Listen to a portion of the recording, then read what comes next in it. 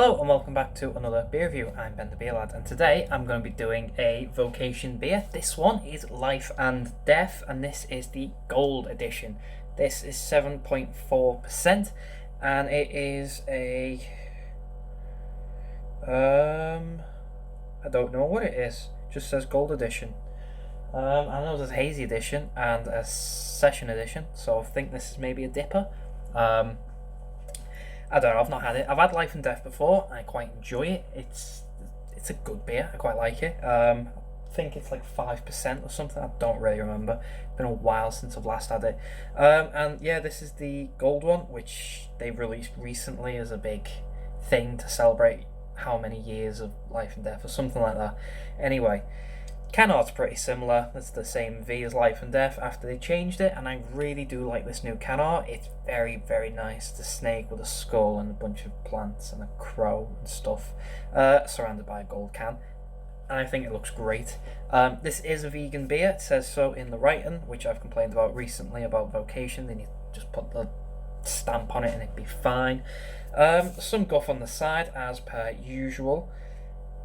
It says, our signature classic IPA, hopped with Citra and Mosaic, brewed with even more malts for an amped up ABV, more body, and an even punchier resinous finish.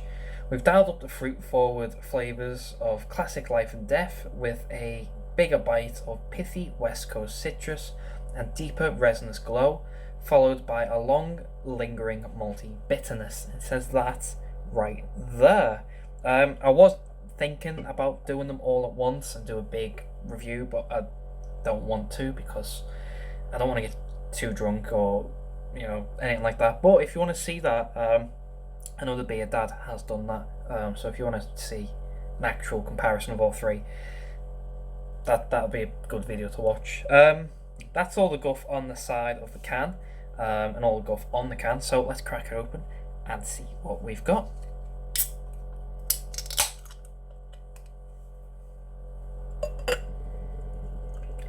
Just so you know, I can smell it already.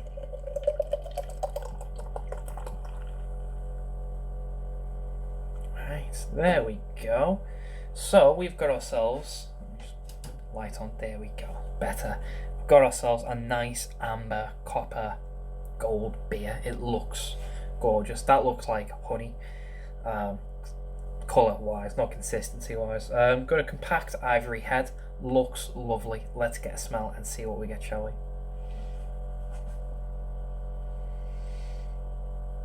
Oh, citrus, grapefruits, mangoes, pineapple, lemons, oranges. It's got a nice bitterness smell to it. Piney. Oh, that's really, really nice, that. Let's get a mouthful for body and carb.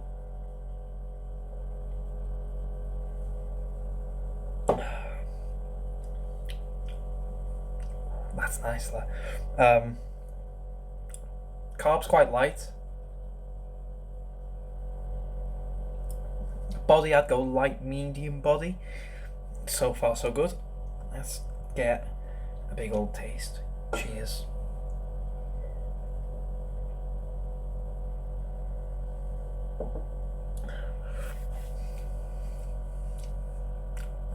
That's nice. There's a nice mild malty bitterness throughout the beer. It's like your backbone of the beer. It's quite, it's not prominent, but it's not hidden. It's a nice balanced malty bitterness. You've got fruit, like a lot of fruit. So you've got mangoes, you've got pineapples, you've got grapefruits, citrus, nice big hits of citrus basically.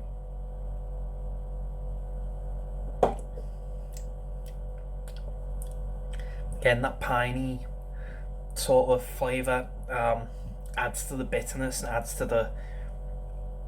It's not overly sweet, but it's not bitter. It's a nice balance down the middle. This is essentially something that Vocation are really good at. It's just a really good beer, really nice and sweet, but it's not overly sweet that it's too sweet and sickly for people who don't like sweet beers. It's not too bitter and too malty that it's too much for people who don't like bitter and malty and that kind. It's a nice balance in the middle. What hops was that? Mosaic and Mosaic and citrus. So yeah, you've got loads of citrus, plenty. Like I said, grapefruits, pardon me, pineapple, oranges, lemons. Just an overall citrusy flavour to it. And you've got a nice piney, not woody, but I don't know, pine. Yeah, pine. 'Cause it's not of wood. It's, I don't really know how to describe it. It's pine. It's the best way I can describe it. A nice pine backbone, base flavour with malt in there as well. 7.4 is nicely hidden. There's like a little tingle at the back of the throat, but besides that, it's very, very well hidden. It's just an overall good beer. Yeah, it's fantastic. It's one of them Vocation beers that you know was going to be a good one.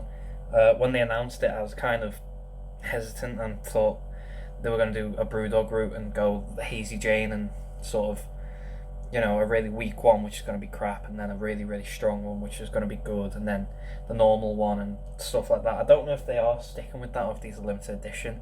If they're sticking with it, this one is definitely a good one to stick with and to keep releasing. If they're not, and this is limited edition or limited time, then fine, that's great. It's a good idea to do, you know, just give it a go and see what sticks really, or see what works well, and this does work well.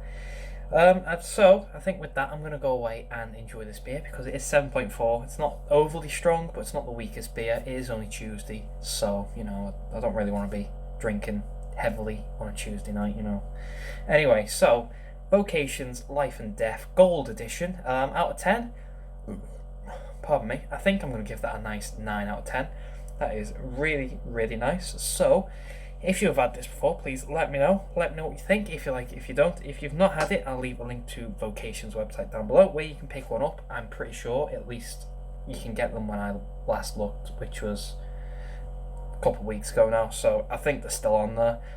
If you like the video though, thumbs up, thumbs down, all that usual stuff. If you want to subscribe, consider doing so because the show must go on, etc., etc., so on and so forth. I'll see you later.